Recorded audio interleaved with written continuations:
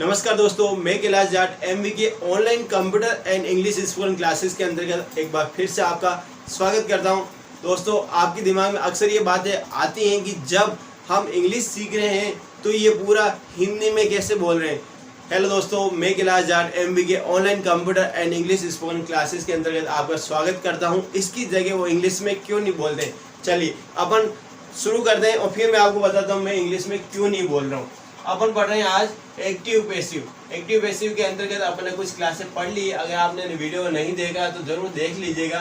चलिए शुरू करते हैं आगे की क्लासेस। एक्टिव पैसिव के अंतर्गत मैंने आपको बताया था एक्टिव वॉइस कब कहलाती है और पैसिव वॉइस कैसे बन जाती है। एक्टिव वॉइस के सब्जेक्ट पैसिव वॉइस के ऑब्जेक्ट में बदल जाता है। एक्टिव वॉइस के अंदर जो मेन वर्ब है वो पैसिव वॉइस में मेन वर्ब की थर्ड फॉर्म यूज होती है। एक्टिव वॉइस के टेंस के आधार पर पैसिव वॉइस में हेल्पिंग वर्ब लगाई जाती है।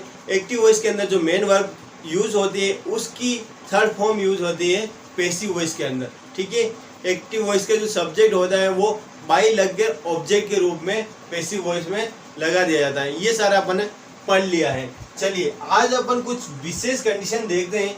उसके अंतर्गत कुछ एक्टिव वॉइस तो होती है लेकिन उसकी कभी भी पैसिव वॉइस नहीं बनती। ध्यान रखना, सभी सेंटेंस ऐसे नहीं होते हैं जो एक्टिव होते हैं लेकिन उसकी पैसिव बन सकती हैं।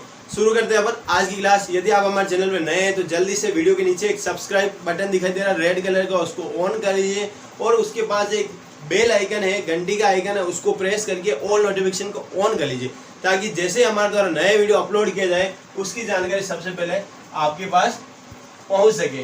कंडीशन नंबर 1 देख रहे हैं अपन, वो ये है every sentence of tenses has a subject, a verb and a object, but it doesn't mean every sentence of tenses a subject, a verb and a object is an active voice. समझ में आया? नहीं आया? क्यों? क्योंकि यदि मैं आपको इंग्लिश में ही पढ़ाने लग जाऊंगा तो आपको इंग्लिश कैसे समझ में आएगी, आप इंग्लिश को कैसे पढ़ पाएंगे और इंग्लिश में कैसे बोल पाएंगे।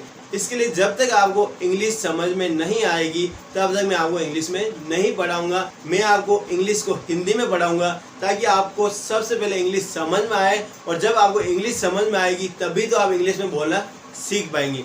क्या हुआ, ये भी आपको समझ में नहीं आया? कोई बात नहीं, इस वीडियो को रिपीट करके समझने की कोशिश कीजिए क्यों ऐसा बोला मैंने कि आपको ये समझ में नहीं आ रहा है। चलिए एक्टिव पैसिव की पहली कंडीशन। एक्टिव पैसिव की पहली कंडीशन हिंदी में बता रहा हूं मैं आपको।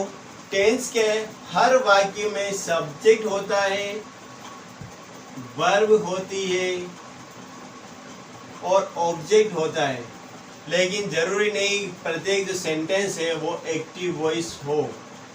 इसकी कोई गारंटी नहीं कि वो एक्टिव वॉइस हो। ठीक है, और ऐसे सेंटेंस के अंदर उसकी पैसिव वॉइस नहीं बनती। जैसे आई एम कैलाश। ठीक है, यहाँ पे आई हो गया सब्जेक्ट, वर्ब हो गई एम और कैलाश हो गया ऑब्जेक्ट। यहाँ पर आपको ध्यान ये देना है, ये जो एम है ये नॉर्मली हेल्पिंग वर्ब होती है लेकिन यहाँ पर मेन वर्ब के रूप में, मेन वर्ब की फर्स्ट फॉर्म के रूप में यूज हो रही। ये एक टेबल है, मैंने आपको टेंस पढ़ा है उसके अंदर पढ़ा दिया था। फिर भी अपन एक्टिव पैसिव पढ़ रहे हैं तो मैं आपको बता देता हूँ। मेन वर्ब की फर्स्ट फॉर्म के अंदर आता है इज, एम, आर और मेन वर्ब की सेकंड फॉर्म के अंदर आता है वाज, वर और थर्ड फॉर्म के रूप में यूज होता है हेड। ठीक है, और जो पास्ट टेंस होता है उसके अंदर यहाँ पे डू और डज ये फर्स्ट फॉर्म के अंतर्गत आती है और सेकंड फॉर्म में आता है डिड। यहाँ पर और हेल्पिंग वर्ब के रूप में क्या आता है, मेन वर्ब की फर्स्ट फॉर्म के रूप में आता है हैज ऑब्लिक हैव। ठीक है, और यहाँ पे आता है हेड सेकंड फॉर्म और थर्ड फॉर्म भी उसकी हेड होती है। ठीक है, ये कुछ इंपॉर्टेंट है, टेबल ऑफ मेन वर्ब कहते हैं इसे। ये टॉपिक से अलग चले गए अपन लेकिन वापस लौट आते हैं अपन। एक्टिव पैसिव के अंदर पहली जो बात ध्यान देने वाले ये है कि जब कभी सब्जेक्ट, वर्ब और ऑब्जेक्ट हो लेकिन प्रत्येक सेंटेंस एक्टिव वॉइस नहीं कहलाता है। दूसरा पॉइंट इसमें है वो ये है कि जब तक सब्जेक्ट ऑब्जेक्ट पर सीधा कार्य नहीं करे, जब तक सब्जेक्ट ऑब्जेक्ट पर सीधा कार्य नहीं करे। ठीक है, तीसरा जो इसकी कंडीशन है वो क्या है, तीसरी जो कंडीशन है उसमें सब्जेक्ट, मेन वर्ब और ऑब्जेक्ट तीनों चीज है ये भी मेन वर्ब है, लेकिन जो ये मेन वर्ब है इसके अंदर किसी तरह की मोशन नहीं होता है, हलचल नहीं होती है। और जब तक ये एम है इसमें कोई कार्य क्रिया नहीं हो रही, यही अगर होता प्ले, प्ले का मतलब होता है खेलना, तो उसमें हलचल होती, मोशन होता है, तो वो बन जाती एक्टिव वॉइस, उसकी बन जाती पैसिव वॉइस, ठीक है। लेकिन ये जो एम, और एम क्या एक हेल्पिंग वर्ब है, लेकिन इस जगह इस हेल्पिंग वर्ब के बाद कोई मेन वर्ब नहीं लग रही है, इस वजह से ये जो हेल्पिंग वर्ब है वो खुद क्या बन गई, मेन वर्ब बन गई। और इस मेन वर्ब के अंदर किसी तरह की मोशन नहीं होता है, हलचल नहीं होती है, ठीक है, इसलिए ये पैसिव वॉइस नहीं बनेगी। चौथी कंडीशन इसमें क्या है, चौथी कंडीशन ये है कि ऐसे भी कोई सेंटेंस होते हैं जिसमें सब्जेक्ट होता है, वर्ब होती है और ऑब्जेक्ट होता है, उस वर्ब के अंदर मोशन भी होता है, लेकिन वो जो कार्य है वो सीधा ऑब्जेक्ट पर नहीं हो रहा होता है, इसलिए उसकी क्या होती है, पैसिव वॉइस नहीं बनती है। इसका भी एग्जाम्पल मैं आपको बता देता हूँ, आप रिलैक्स होके पढ़िए, आपको समझ में आ जाएगा। आप सोच रहे होंगे ये क्या है, जिस स्पीड से मैं पढ़ा रहा हूँ सब ऊपर से जा रहा है, आपको घबराने की ज़रूरत नहीं है। जो लोग एक्स्ट्रा टैलेंटेड होते हैं वो इसी स्पीड से पढ़ते हैं, लेकिन यदि आप इंग्लिश के अंदर शुरुआत कर रहे हैं तो आपको कुछ नहीं करना है, वीडियो को रिपीट कर करके देख लेना है ताकि आपको आसानी से समझ में आ जाए। और हाँ, सभी वीडियो स्टेप बाय स्टेप जरूर देखते रहिए ताकि आपको क्या पूरा समझ में आ जाए, ठीक है। चलिए अपन इसका एग्जाम्पल कर लेते हैं। एक सेंटेंस है यहाँ पे, ही राइट्स लेटर।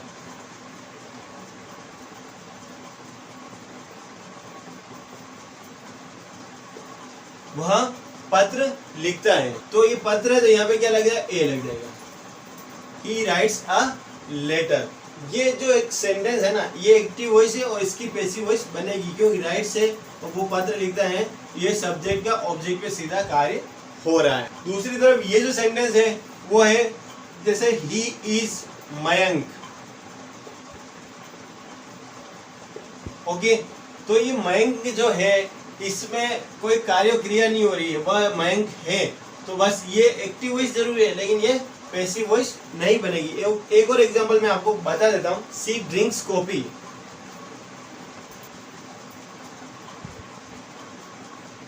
वह चाय पीती है, ये एक्टिव वॉइस के अंतर्गत आएगी और इसकी पैसिव वॉइस बनेगी। लेकिन जैसे ये एग्जांपल होता, दे आर फ्रेंड्स,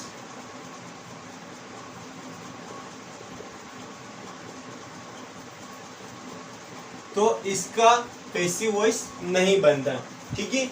ये आपको थोड़ा थोड़ा समझ में आने लग गया होगा। और एग्जांपल है, एक और एग्जांपल ले लेते हैं अपन, आई ईट फ्रूट्स, एक्टिव वॉइस है और इसका पैसिव वॉइस बनेगा, लेकिन इसका नहीं बनेगा।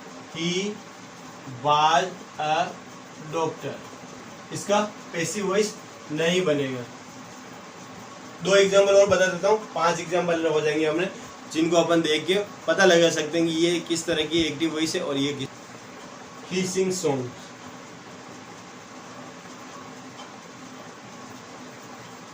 ठीक है, इसके अंदर सब्जेक्ट है, मेन वर्ब की फर्स्ट फॉर्म है, उसके साथ एस लग रहा है, और ये जो है ये ऑब्जेक्ट है, वह गाना गाता है, इस वजह से ये क्या हो रहा है, इस एक्टिव वॉइस और इसकी पैसिव वॉइस बनेगी।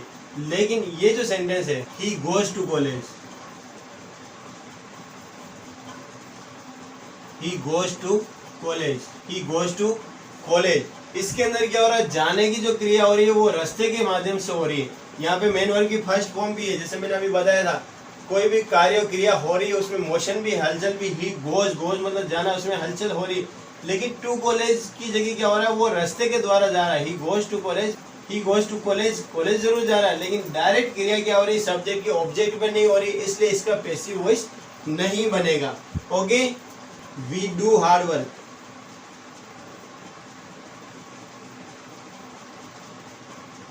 हम कड़ी मेहनत करते हैं, we do hard work. Okay, अब ऐसा सेंटेंस में बता देता हूँ जो एक्टिव वॉइस के रूप में, आपको इसमें घबराने की जरूरत नहीं, यहाँ पे फर्स्ट फॉर्म लग रही है और ये कार्य डायरेक्ट कॉलेज पे नहीं हो रहा क्योंकि टू लग गया। आपको टू देखते ही सोच लेना इसकी पैसिव वॉइस नहीं बनेगी, इजी है, कोई दिक्कत नहीं। सी हैड मनी, उसके पास पैसे थे, ठीक है, ये भी पैसिव वॉइस नहीं बनेगी। हेड क्या है यहाँ पे, सेकंड फॉर्म के रूप में यूज जरूर हो रहा है, ये सेकंड फॉर्म के रूप में यूज हो रहा है और ये पास्ट टेंस बन रहा है, पास्ट सिंपल टेंस मैंने अभी पिछली क्लासों में पढ़ा दिया था। ये जो है इस एक्टिव वॉइस तो है लेकिन इसकी पैसिव वॉइस नहीं बनेगी, ठीक है। और ये जो एक्टिव वॉइस है उसकी पैसिव वॉइस बनेगी। ओके, आज के लिए इतना ही, मिलते हैं नेक्स्ट वीडियो के साथ। इसी तरह से नई नई जानकारी मैं लेके आता रहूँगा। अगर आपको समझ में आता है तो वीडियो को लाइक जरूर कर लीजिएगा, साथ ही नोटिफिकेशन आइकन को ऑन कर लीजिए ताकि जैसे ही नया वीडियो मैं अपलोड करूँ उसकी जानकारी सबसे पहले आपके पास पहुँच सके। ओके, मिलते हैं नेक्स्ट वीडियो के साथ, तब तक के लिए जय हिंद जय भारत।